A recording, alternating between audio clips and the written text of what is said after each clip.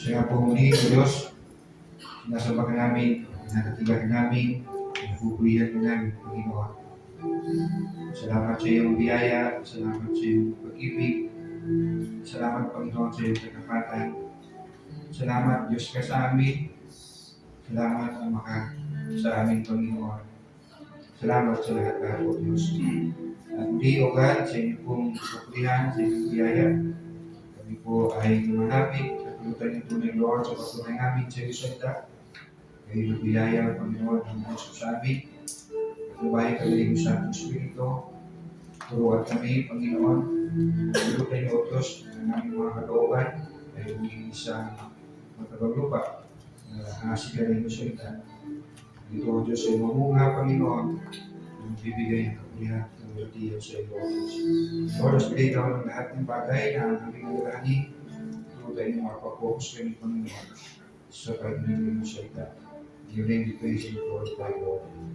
We ask this in Jesus' name. Amen.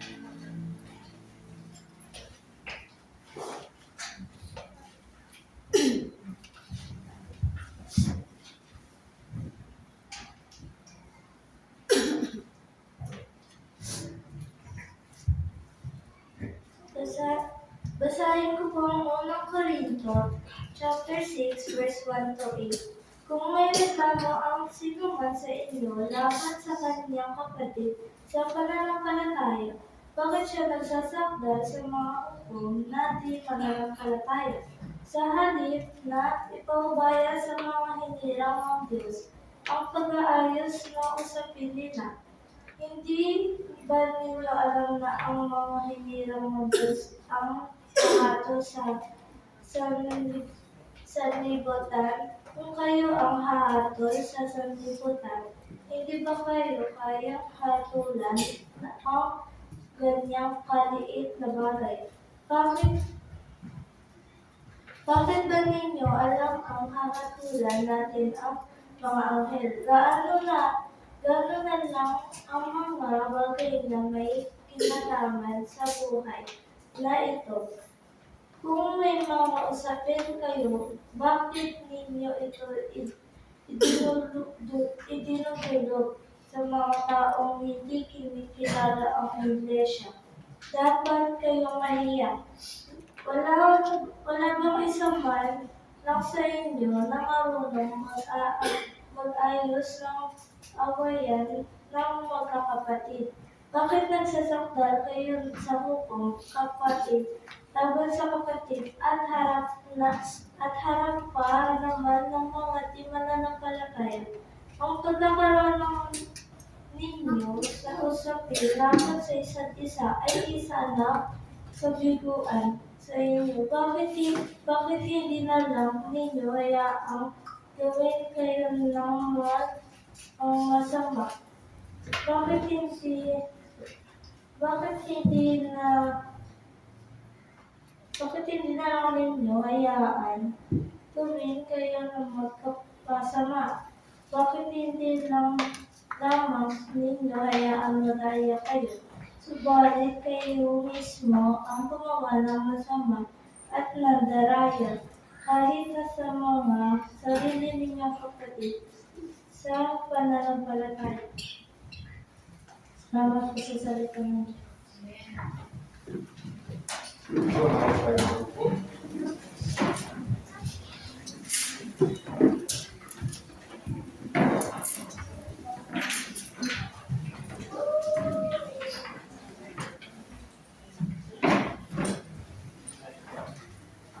Praise the Lord. Magandang umaga po sa ating lahat.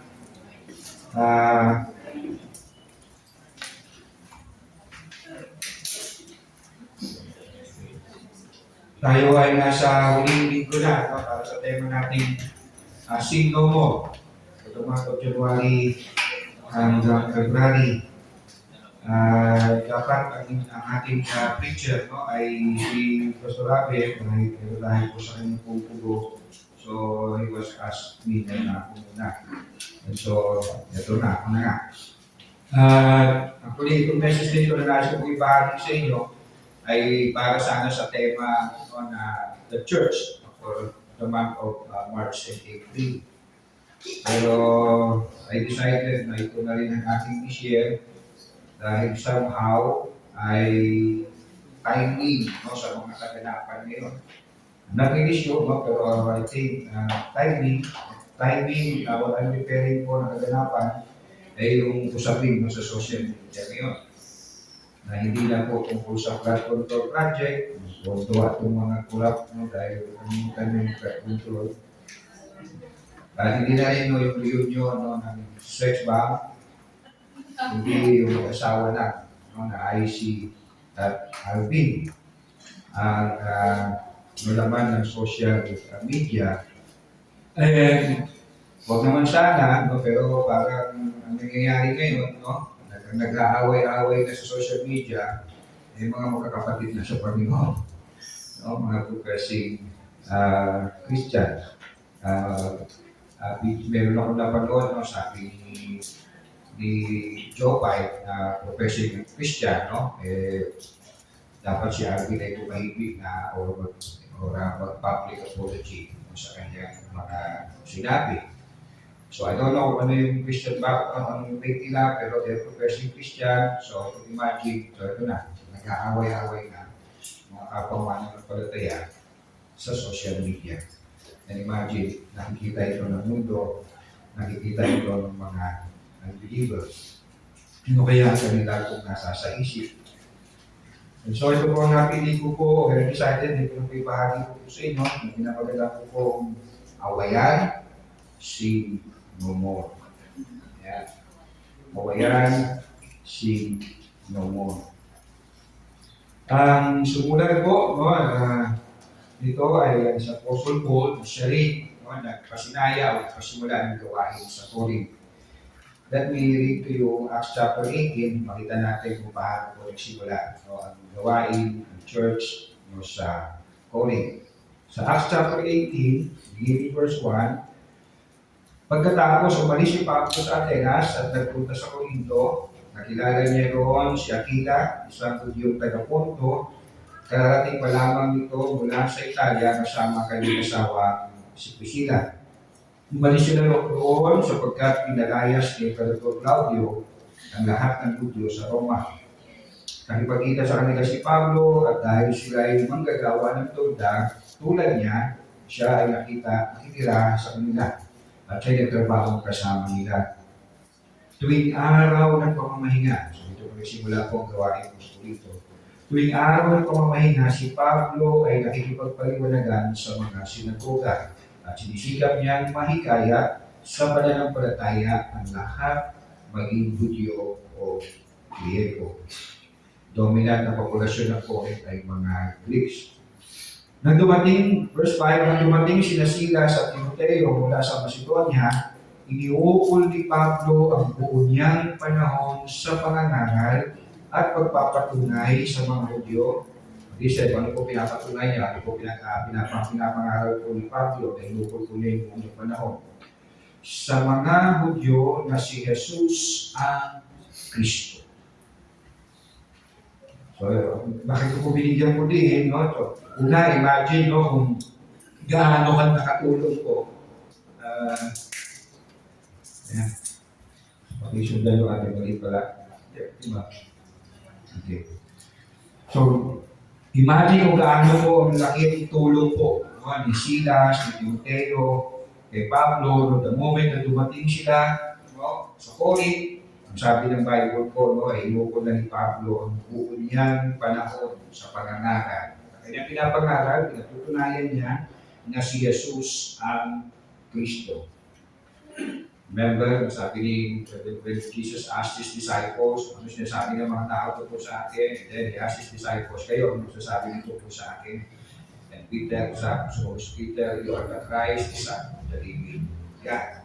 Sabi ni Jesus, kung pinahayag mo na yan, hindi pinahayag sa iyo ng tao, hindi pinahayag sa iyo ng langit, pinahayag sa akin ng Ama. So napakahalaga po itong aral na si Yesu Cristo ang si Jesus ang Christ, the Son of the living God. Verse 6, nang siya'y salungatin at gaitin ng mga ito, ipinagpag niya ang alikabok sa kanyang damit, bilang babala sa kanila. Sinabi niya, kasalanan na ninyo kung kayo'y mapahamak. Hindi ko nasagutin yun mula ngayon sa mga hindi na ako mangangaral.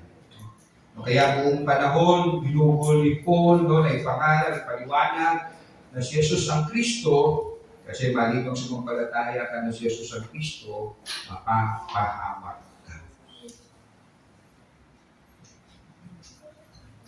Again, ang hindi sumampalataya na si Jesus ang Kristo, ang anak ng kataas-taasan Diyos, ay mapapahamak. Verse 7, kaya umalis siya roon at tumira sa bahay ni Tisio, gusto, isang hintil na may takot sa Diyos. Katabi ng sinagoga ang bahay nito. Si Crispo na tagapamahala ng sinagoga at ang kanyang sambahayan ay nanalo sa Panginoon.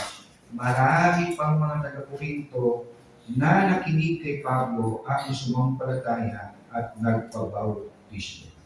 Kaya si Paulo, hindi po siya napigilan. Yes, hindi tinanggap ang kanyang pangangaral, nilakit-lahit siya, okay fine, ayaw nito tanggapin, bahala kayo mapahamak, punta na ako sa mga hindi, sa hindi mga Hudyo.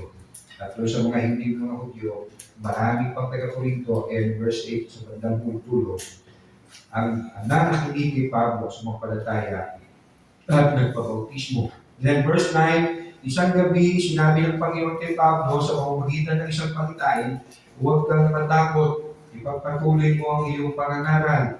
Ano man ang mangyari, huwag kang titigil, sapagkat ako'y nasa iyo. Hindi ka maano, sapagkat marami akong tagasunod sa lungsod na ito.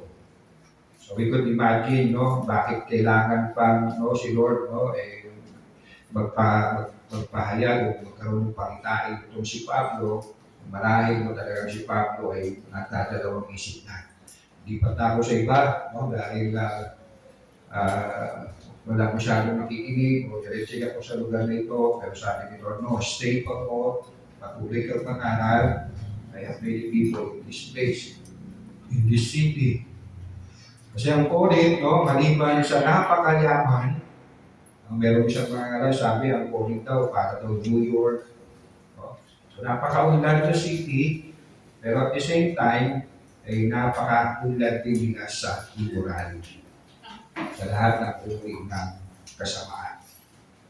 Katulad ng lahat ng uri ng sexual immorality. So marahil, Paul was discouraged, pero ang Lord ay nangusap sa kanya, no, you stay, patuloy kang mangaral sa lugar na ito. Then verse 11, kaya nanatili siya roon at ipinangaral niya ang salita ng Diyos sa loob ng 1 taon at kalahati. So 18 months siya, no? Dito sa lugar ng Corinth na nangaral ng salita ng Panginoon. And here, nasulat po niya ito, after 4 years, nasabi, pagkalipas ng 4 na taon mula nang siya ay umalis, ay sumulat siya. At yes, sinasabi, meron pang mga nauna o may naunang sulat, patupad po itong first letter niya, and we can read in 1 Corinthians chapter 5, verse 9. At I'm just trying na ilalatag ko lang sa inyo kung paano magsimula ang gawain sa Corinth. 1 Corinthians 5:9, sinabi ko sa aking sulat na huwag kayong makikisama sa mga nakikilapit. So, bago pa man yung first letter niya, meron na po siya dinadalang sulat. At hindi natin nakita yun. Hindi na tumatalaw yung slide. Okay. So, again, 1 Corinthians 5:9, sinabi ko sa aking sulat na huwag kayong makikisama sa mga nakikilapit.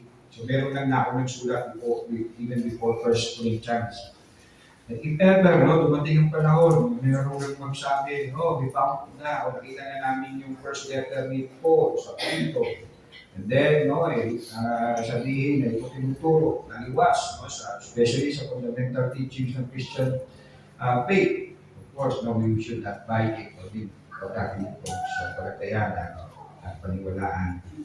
If you will read 1 Corinthians and 2 Corinthians, napakaraming pumahalagang aral. At yes, we also observe na napakarami din po nilang problema. Pasaway o issues ang church na ito. Si Paul, kung isang kalahating nagpastor sa church na ito, super pastor, super apostle, napakaalam. Pero yung church, hindi sabihin natin yung super pasaway. Kayo na magbasa, makita ko ninyo kung ano po yung mga issues sa church na ito. Pero okay, hindi kayo magbasa pag-uwi ninyo, so let me just mention it. In fact, dito sa church na ito, he did receive honorario, he did receive love gift, pagkapat karapatan niya. So you can imagine kung gaano katigas itong church na ito. Let me mention some issues nila, divisions. Division, ako kay Pedro ako, kay Apollos ako, kay Pablo ako, kay Cristo ako. Sabi ko, hey, wait a minute, kaping mainit. Sino ba ang ako? Si Cristo. May pangkat-pangkat din po sila doon ng division. Pangkat ng mayaman, pangkat ng mahirap. Kapag during love gift, love list, no? Yung mga mahirap, inuupusan ng mayayaman. Divisions. Meron din pagalingan ng spiritual gifts. Mas superior lang amin, kasi mas pinilitan. Mas superior lang amin. And blah, blah, blah. At yes, worse, that you and I cannot imagine, sa loob ng isang local church, merong incest. Yung asawa ng tatay niya, ina-asawa niya. Imagine that. Ha? Christian ba yan? May attitude problem sila. Marami sa kanila mayayabang. Dahil may maraming alam, dahil maalam.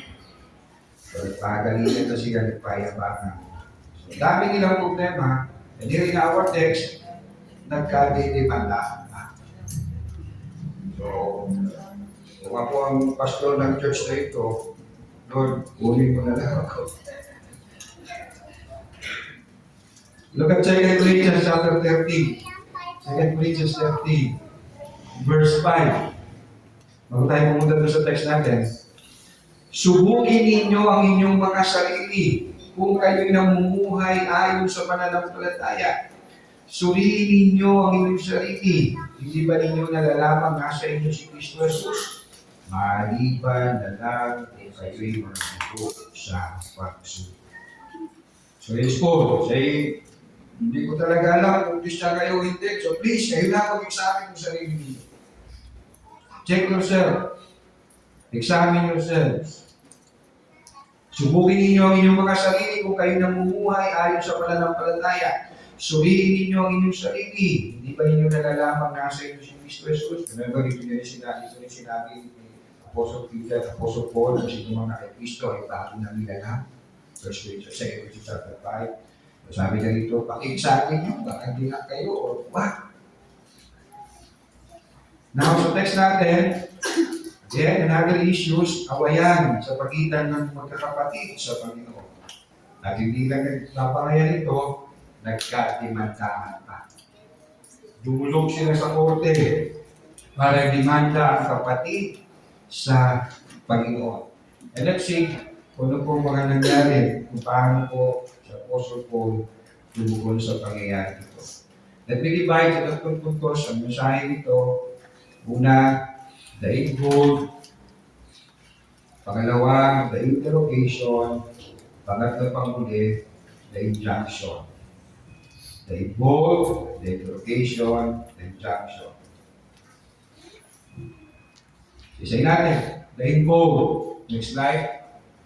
So, the involved, o sino po yung involved dito sa kaso na ito. Ang tawag ito po sa legal term ay litigants. I'm not sure sa pronunciation o pagkabasa. No? Yung nasasaktan at sinasaktan. O ang nagsakdan at ang sinasaktan. And both of them, nung nagkakaso at kinakasuhan, both party were believers. So, parehong mananampalataya. Nagdemandahan. Verse 1, letter A, kung may reklamo sino man sa inyo laban sa kanyang kapatid sa pananampalataya. Verse 6, letter A, bakit nagsasakdal kayo sa hukuman, kapatid, laban sa kapatid? Hindi pa naman nagdidimandahan yung magkakapatid sa Panginoon, no? Sa pagitan ng ating IC at yung mga mananampalataya na nag-response doon sa mga ginagawa ng mga sinasabi ni Alvin, and hopefully, hindi naman sana mangyari. Then again, imagine, no, sa social media, nakikita na kung sino-sino ang mga pangyayari ito. At yes, hindi na lang hindi ka palagi ni Alvin ang nagiging kalaban niya dito, nakikipag-ano sa kanya. Today it also appears, no, na yung mga professing Christians ay parang they agree doon sa, o disagree sa sinasabi ni Alvin na homosexual will go to hell. Well, kapag homosexual lang ang will go to hell, I will not agree. Kasi lahat will go to hell maliban sumumpalataya sa Panginoon Jesus. Kaya say amen. Kahit ikaw ang pinakasanto sa mata ng mundo, if you will not believe Jesus is the Christ, the Son of the living God, you will die in hell. You will suffer in hell. At hindi po totoo na homosexual will go to hell. Hindi sila magsisi, they will go to hell. Kapag sila ay namatay ng walang pananampalataya sa Panginoon.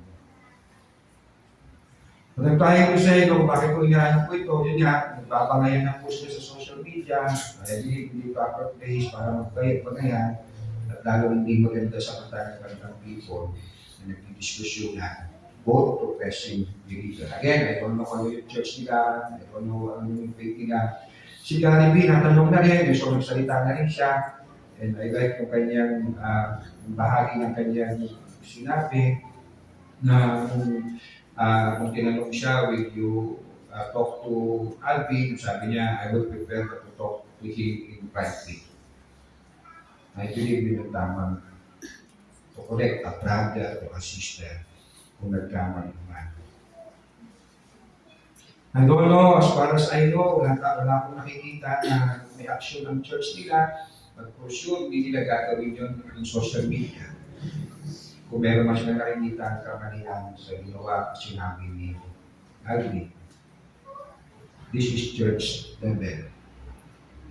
So going back sa Colin, so may limandahan nangyayari sa pagitan ng parehong mananampalataya.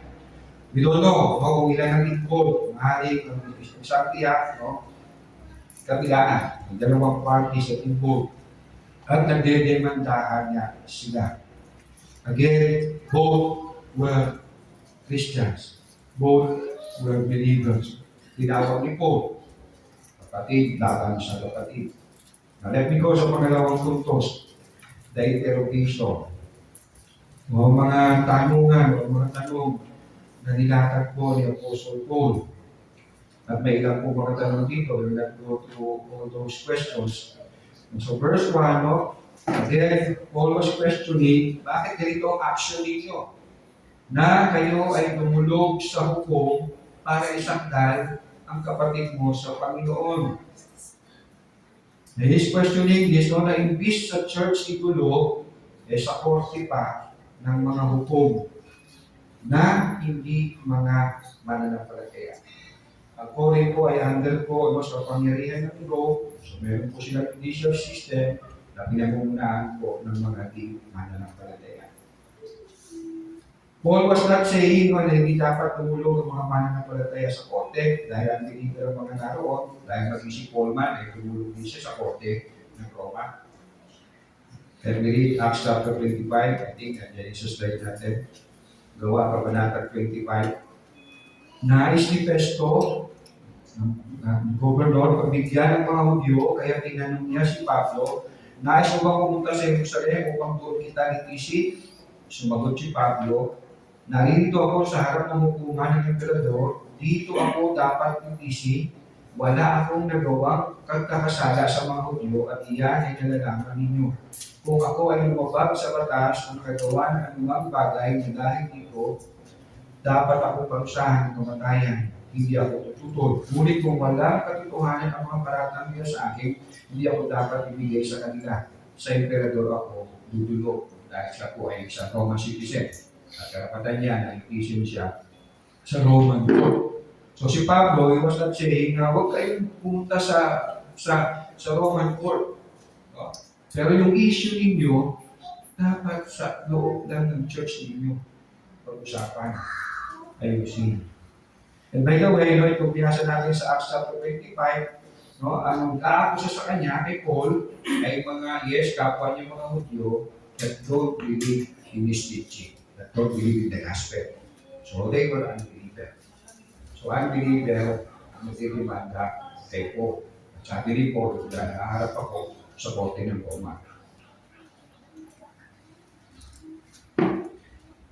Sabi sa verse 2, hindi ba ninyo alam na ang mga hinilan ng Diyos ang hahabos sa sanlibutan?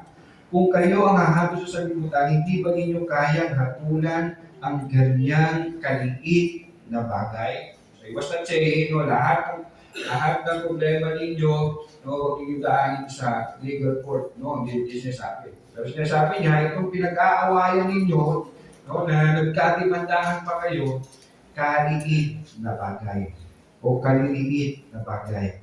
At marahil, maayos ang tingin natin, may not sounds kaliliit, dahil sabi po sa verse 7 and 8, gawang masama at pandaraya. Sino sa atin, di ba, hindi ma-open, hindi maiinis, dinadaya mo, ginagawa mo ko ng masama.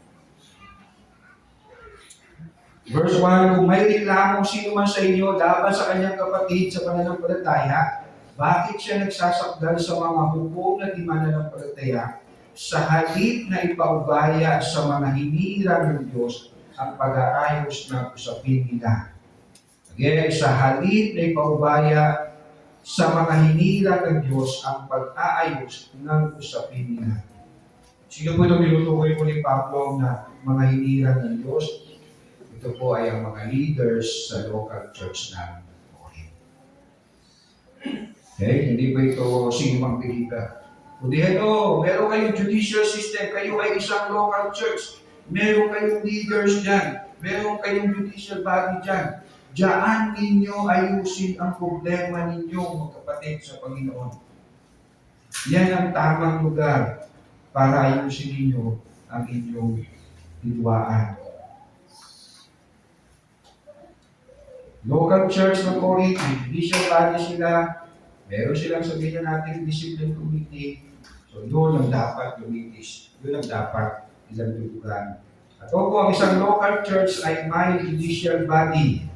It involves church leaders like pastors and elders. So in our case, as Presbyterian, so ang ating pinaka-judicial court ay yung session. Session composing the minister and 2 elders.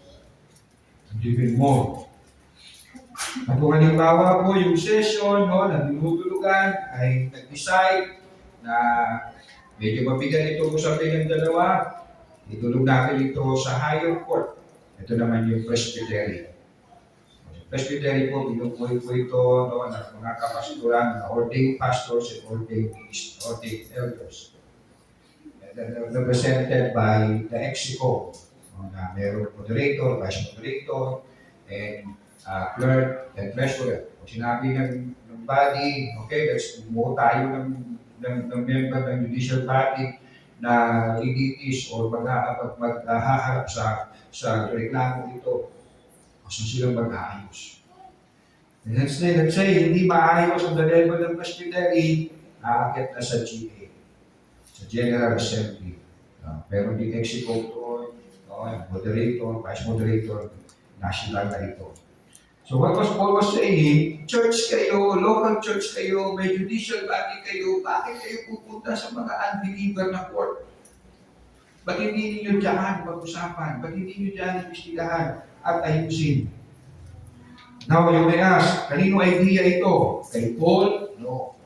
Sa leaders ng Corinth? No. Ito ay idea mandated sa Bisaya, mandated sa Bisaya, mandated no, ng head of the church. Sino ang head of the church? Ako sabihin mo si Pope. Si Jesus. Si Jesus. Look at Matthew chapter 18. Matthew chapter 18. Kung magkasala sa iyo ang kapatid mo, puntahan mo siya at kausapin ng salinan tungkol sa kanyang kamalian. Kapag nakinig siya sa iyo, Jesus ang nagsasalita dito, kausap niyo po ang kanyang mga alagad. Kapag nakinig siya sa iyo, na ibalik mo na ang inyong pagsasamahan bilang magkapatid.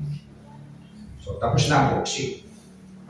Pinuntahan mo yung kapatid mo, nakita mo nagkasala, kinurek mo, nagpa-correct, that's it. Tapos na. No? May experience ako ganyan. So, ganun na lang. Ayos na silang dalaw, sasaw pa tayo. Okay na. So, okay na. Hindi po tutulog kung kanino man, kung dito sa kapatid, na nakitaan po ng pagpapasaway, nakitaan po ng paggawa ng kamalian. Well, yes, hindi marahil madaling gawin. Lalo na kung si brother o si sister na hindi marunong tumanggap ng pagtutuloy. Yun ang problema ko sa atin. So, sino ang perfect? Wala kong tataas ng kamay. Pero pag tinutuloy,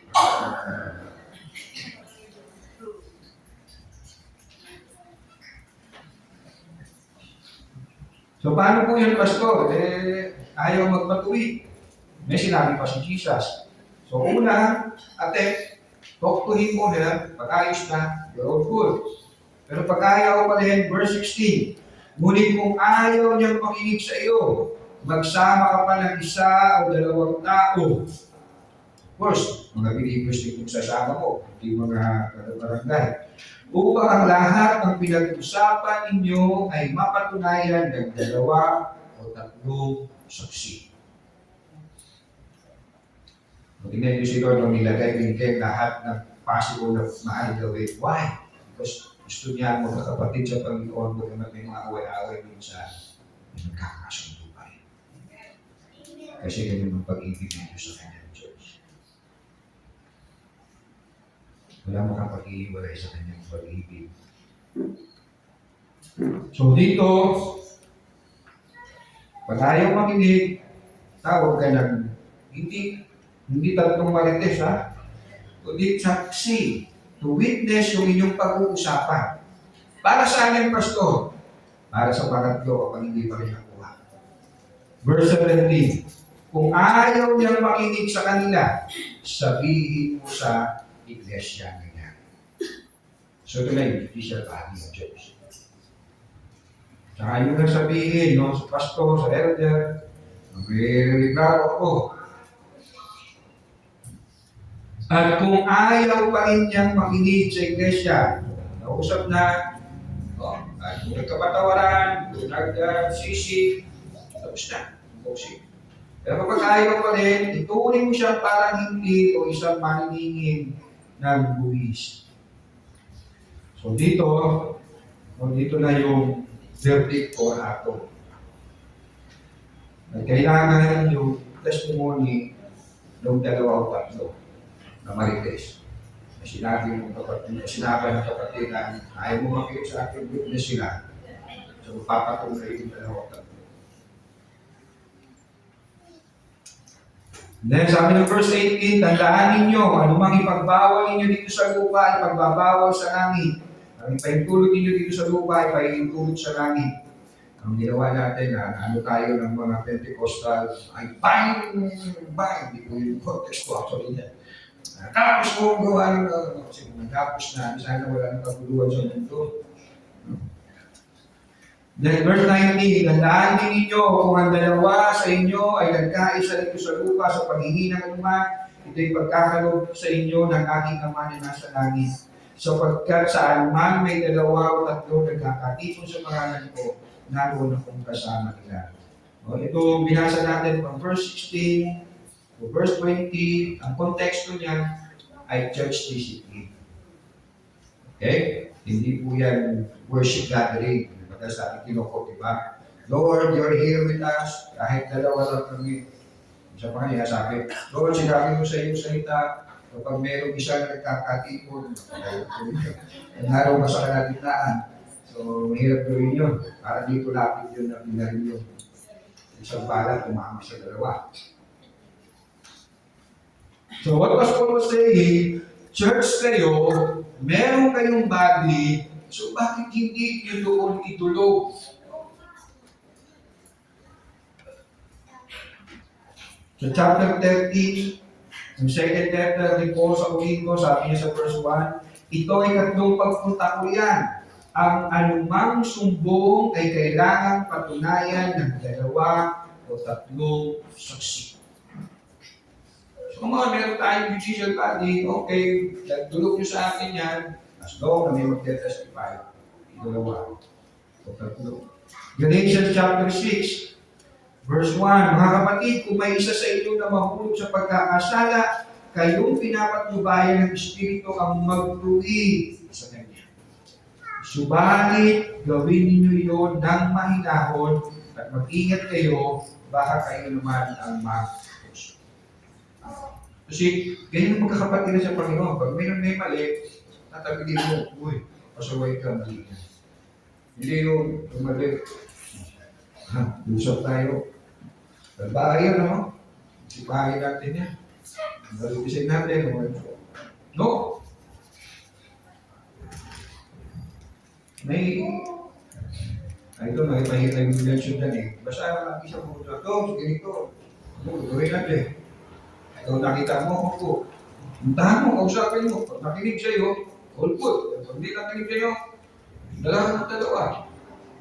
Hindi pa nakinig. Sige, pag-usapan na natin yan. At may ilan sa atin dito mga nagkakaroon ng discipline, right? Tama? Namaya, kita natin kung ano po ang purpose po ng discipline. Hindi ito paksahan, pahiyain, kung sino man. Sa Matthew chapter 5, si Jesus ang nagsasalita. Kaya kung mag-alay, verse 23 ng Matthew 5, kaya kung mag-aalay ka ng handog sa dambana para sa Diyos at naalala mong may sama ng loob sa iyo ang iyong kapatid, iwan mo muna ang iyong handog sa harap ng dambana at makipagkasundo ka sa Kanya. Pagkatapos magbalik ka at maghandog sa Diyos.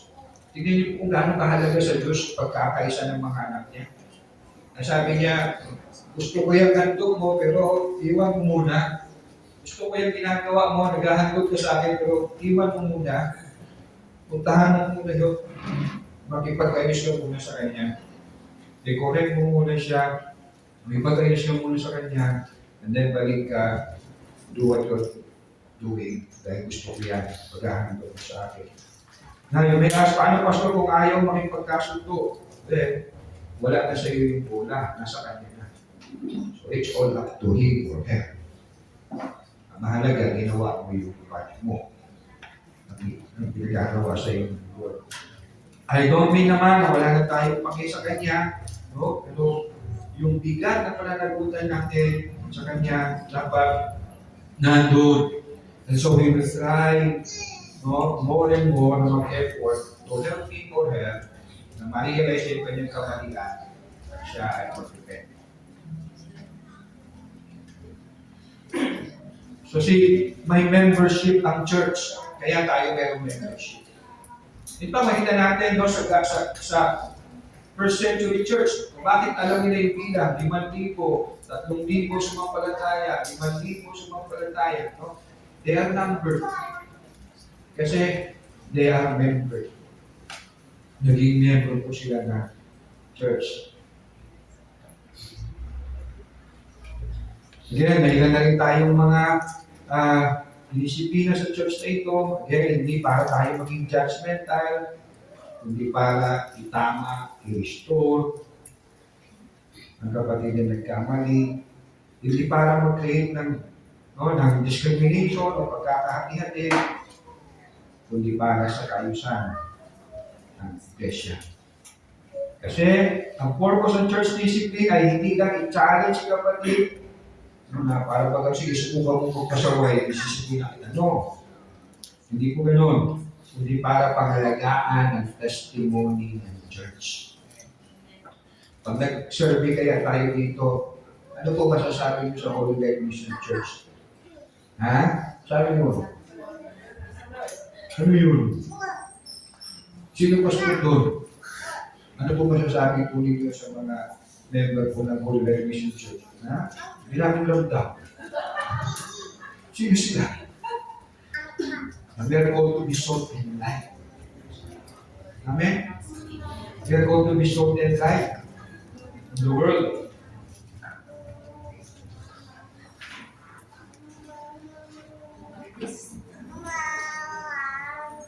Palagay ko, sa pagpapatuloy ko, nakikita na ninyo kung saan nanggagaling si Paul.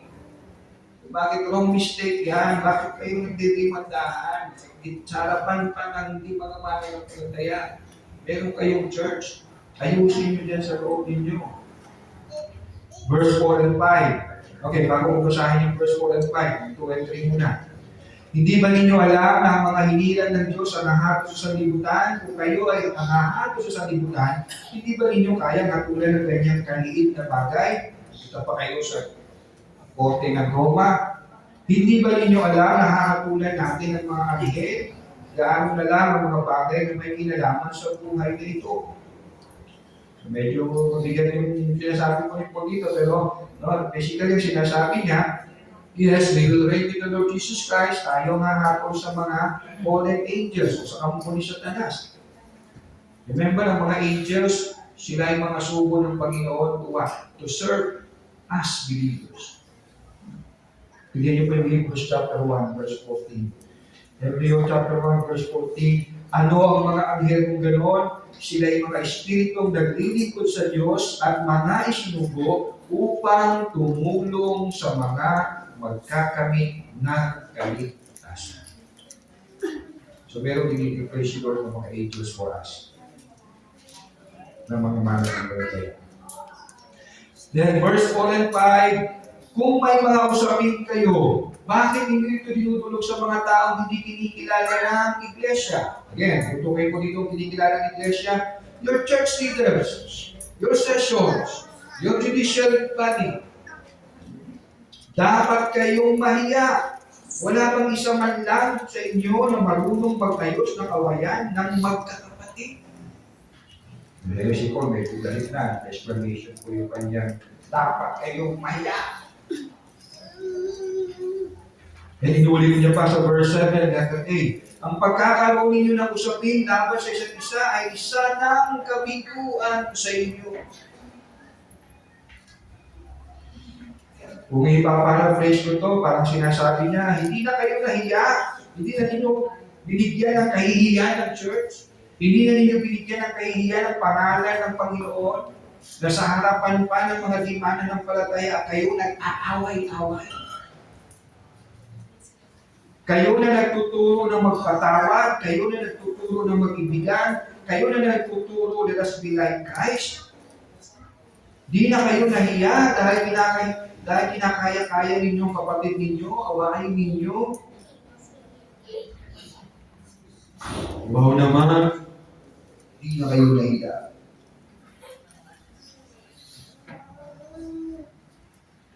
So yun yung mga series na questions ni Paul na papunta doon sa injunctions. Yung word na injunction ang pinili ko dahil yung daw yung word na pang-trial o yung order, kumbaga. Order of the court, order of the church. So obviously, ang kanyang utos, last part injunction, huwag kayong magdemandahan.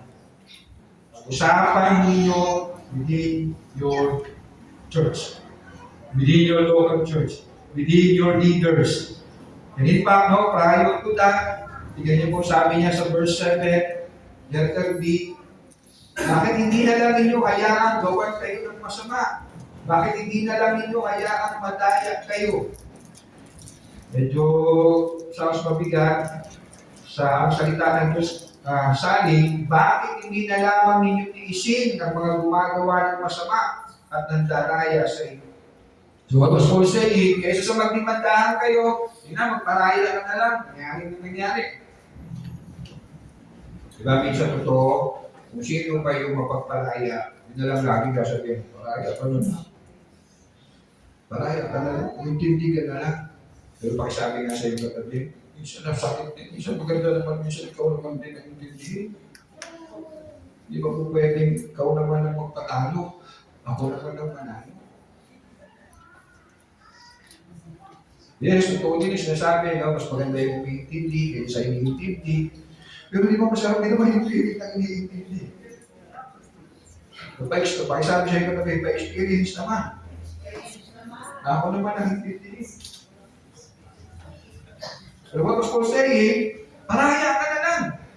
Nadaya ka na, nagawa ka ng masama, patawa ka na lang.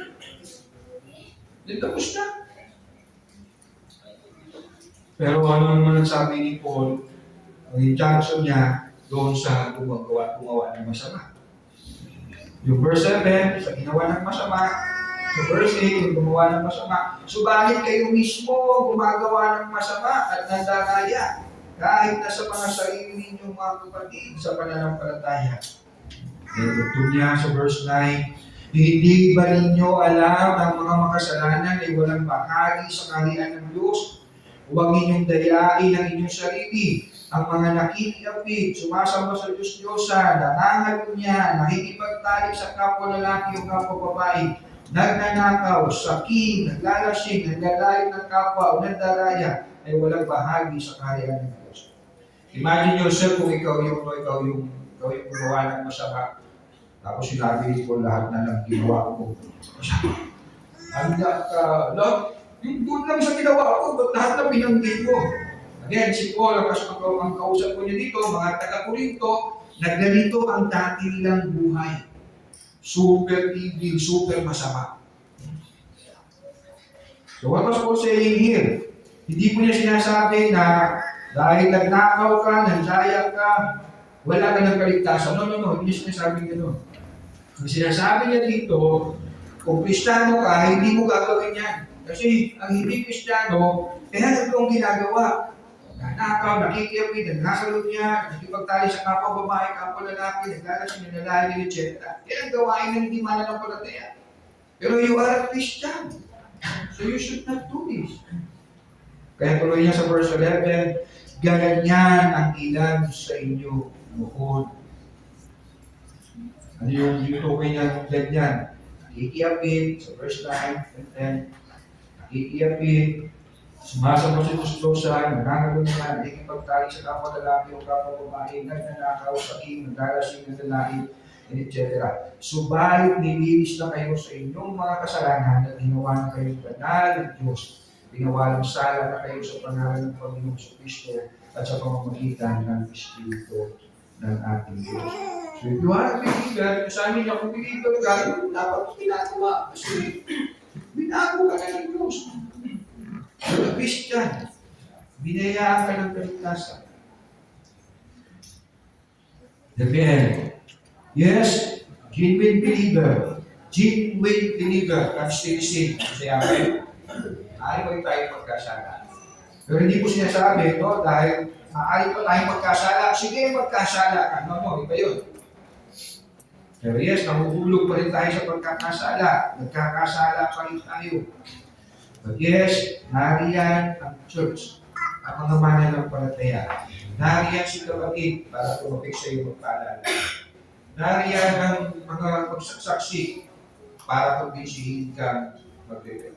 At nariyan ang church, ang body, ang judicial body, yung session, para ikaw ay tunay na magsisi. Kasi, kahit sino sa atin ay maaaring magkasala, maaaring magkamali. Pero ang pag-ibig ng Diyos sa atin, hindi ka pa. Hindi kayo mamahalin. Siyempre, sabi sa iyo kagabi, si Noon. Ay kayo nanangin. Lord, muli maraming pong salamat. Tunay nga, Lord, napakabuti niyong Diyos sa amin.